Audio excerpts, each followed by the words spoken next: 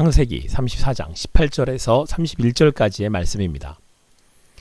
그들의 말을 하몰과 그의 아들 세겜이 좋게 여김으로 이 소년이 그 일 행하기를 지체하지 아니하였으니 그가 야곱의 딸을 사랑함이며 그는 그의 아버지 집에서 가장 존귀하였더라. 하몰과 그의 아들 세겜이 그들의 성읍문에 이르러 그들의 성읍 사람들에게 말하여 이르되 이 사람들은 우리와 친목하고 이 땅은 넓어 그들을 용납할 만하니 그들이 여기서 거주하며 매매하게 하자. 우리가 그들의 딸들을 아내로 데려오고 우리 딸들도 그들에게 주자. 그러나 우리 중에 모든 남자가 그들이 할례를 받은 같이 할례를 받아야 그 사람들이 우리와 함께 거주하여 한민족 되기를 허락할 것이라. 그러면 그들의 가축과 재산과 그들의 모든 짐승이 우리의 소유가 되지 않겠느냐마는 다만 그들의 말대로 하자. 그러면 그들이 우리와 함께 거주하리라. 성문으로 출입하는 모든 자가 하몰과 그의 아들 세겜의 말을 듣고 성문으로 출입하는 그 모든 남자가 할례를 받으니라. 제3일에 아직 그들이 아파할 때에 야곱의 두 아들 디나의 오라버니 시몬과 레위가 각기 칼을 가지고 가서 몰래 그 성읍을 기습하여 그 모든 남자를 죽이고 칼로 하몰과 그의 아들 세겜을 죽이고 디나를 세겜의 집에서 데려오고 야곱의 여러 아들이 그 시체 있는 성읍으로 가서 노력하였으니 이는 그들이 그들의 누이를 더럽힌 까닭이라. 그들이 양과 소와 나귀와 그 성읍에 있는 것과 들에 있는 것과 그들의 모든 재물을 빼앗으며 그들의 자녀와 그들의 아내들을 사로잡고 집 속의 물건을 다 노력한지라. 야곱이 시몬과 레위에게 이르되 너희가 내게 화를 끼쳐 나로 하여금 이 땅의 주민 곧 가나안 족속과 브리스 족속에 악취를 내게 하였도다. 나는 수가 적은즉 그들이 모여 나를 치고 나를 죽이리니 그러면 나와 내 집이 멸망하리라. 그들이 이르되 그가 우리 누이를 창녀같이 대우함이 옳으니이까. 오늘 말씀 창세기 34장 18절에서 31절까지의 말씀을 통하여서 지금이 돌아갈 때입니다. 지금이 돌아갈 때입니다. 라는 제목으로 주님 주신 은혜를 함께 나누도록 하겠습니다. 함몰의 아들 세겜이 야곱의 딸 디나를 겁탈하고는 사랑한다며 자신의 신부로 줄 것을 요청하게 됩니다. 이 야곱의 아들들은 할례를 받지 않은 너희에게 디나를 보내는 것은 수치라며 반대하죠. 그러니 할례를 받아 우리와 같이 되면 함께 거주하며 한민족이 될 것이다 라고 말합니다. 이에 하몰과 그의 아들 세겜은 자신들의 종족들에게 할례를 권하면서 우리가 많은 이득을 얻을 수 있을 것이라고 그들을 설득합니다. 할례를 받아서 야곱의 족속들과 합하게 되면 그들의 것이 다 우리 것이 되고 그들의 딸들이 이제 우리의 신부가 될 것이다 라고 하면서 이제 할례를 받게 합니다. 재밌다고 해야 되나요? 여러분, 하몰과 세겜의 족속들도 이 말을 듣고는 쉽게 할례를 행하게 되죠. 소유가 많아지고 결혼을 할 수가 있다는 말에 이제 앞뒤 생각도 안 하고 자기의 그 종족들의 미래를 결정했던 것입니다. 여러분, 사실 할례는 하나님의 백성, 자녀됨을 나타내는 표시입니다. 할례를 받음으로 하나님의 약속의 자녀가 되었음을 나타내게 되는 것이죠. 하나님의 말씀을 순종하며 백성으로 살 것을 언약하는 것입니다. 그러니 할례를 받았다고 해서 하나님의 자녀가 되는 것이 아닙니다. 이것을 받는다고 해서 그들이 하나님 백성으로 하나 되는 것이 아니라는 말씀입니다. 그러니까 하나님을 바라고 구하고 믿을 때 하나님의 자녀인 거죠. 그 믿음으로 할례를 행할 때 그 할례가 의미가 있는 것입니다.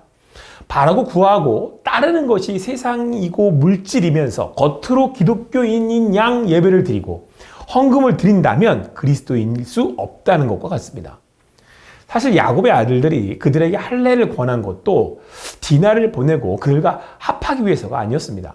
그들은 할례를 받게 되자 꼼짝하지 못하게 되었고 결국 이 틈을 타서 시몬과 레위가 이렇게 계획한 대로 칼로 그들을 다 죽였던 것입니다.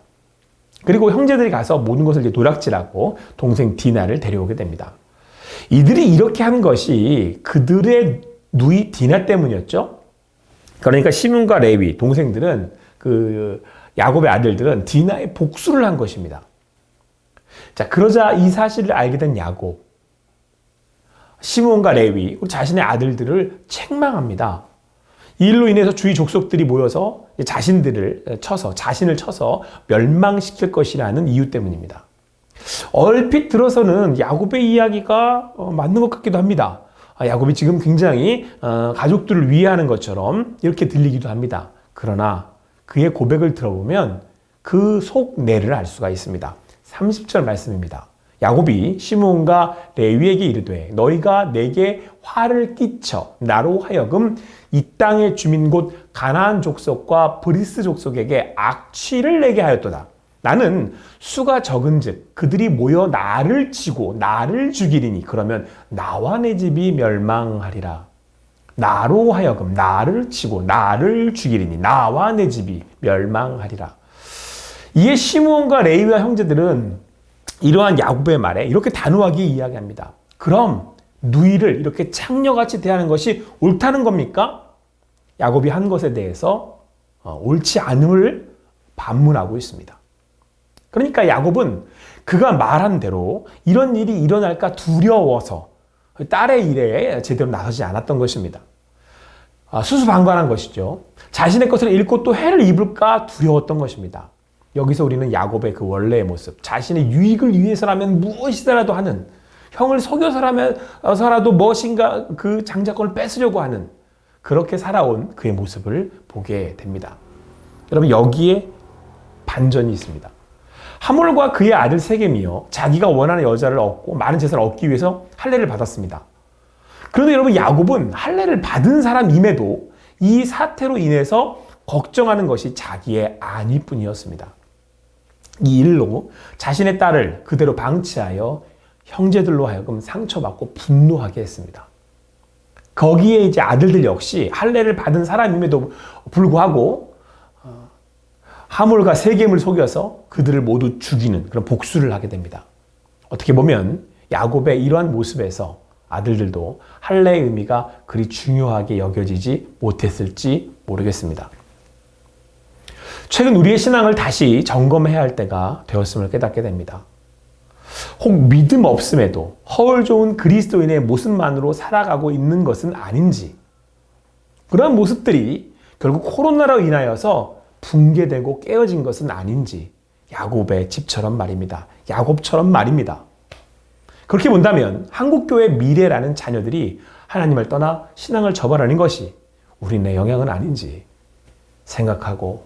생각해서 회개하는 마음으로 나아가야 하는 것은 아닌지 말입니다. 사랑하는 성도 여러분, 사도 바울은 성도들에게 경건의 모양은 있으나 경건의 능력을 부인하는 이 같은 자들에게 돌아서라고 강력하게 경고하고 있습니다. 코로나를 지나면서 성도가 급격히 줄며 한국교회의 상황이 더욱더 나빠지고 있다고 얘기합니다. 지금 이런 상황을 보면서 야곱의 이 고백이 다시금 들려옵니다. 30절 하반부 말씀입니다. 나는 수가 적은즉 그들이 모여 나를 치고 나를 죽이리니 그러면 나와 내 집이 멸망하리라.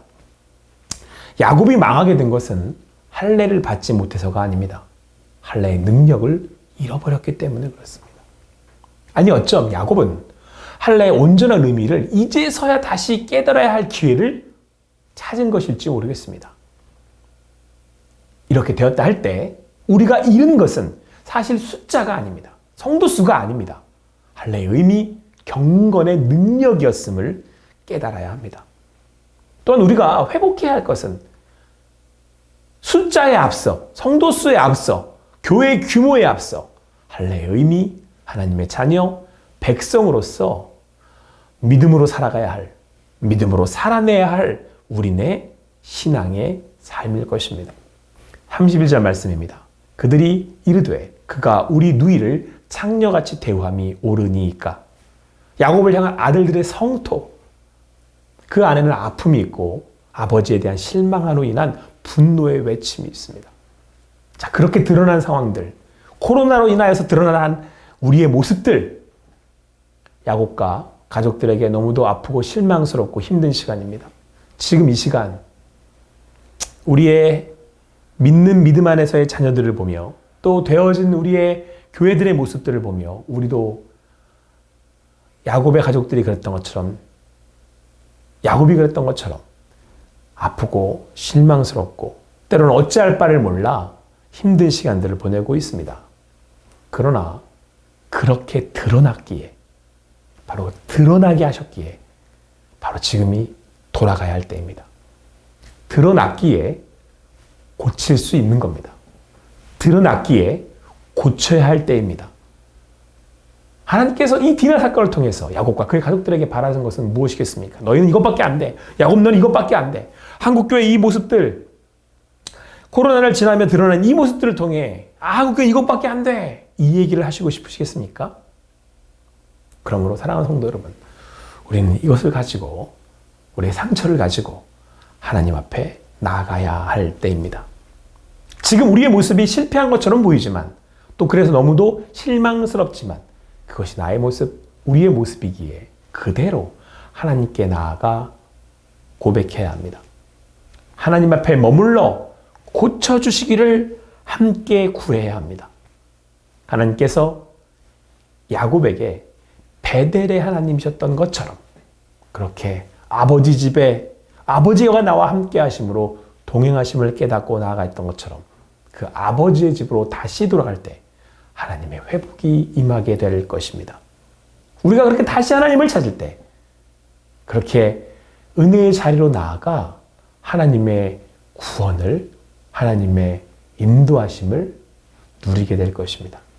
사랑하는 성도 여러분, 아무쪼록 우리의 연약함과 우리가 죄가 드러난 이 자리에 탕자가 그랬던 것처럼 그 주님을 기억하고 우리 함께 다시금 주님께 돌아갈 수 있는 여러분과 제가 되기를 간절히 소망합니다.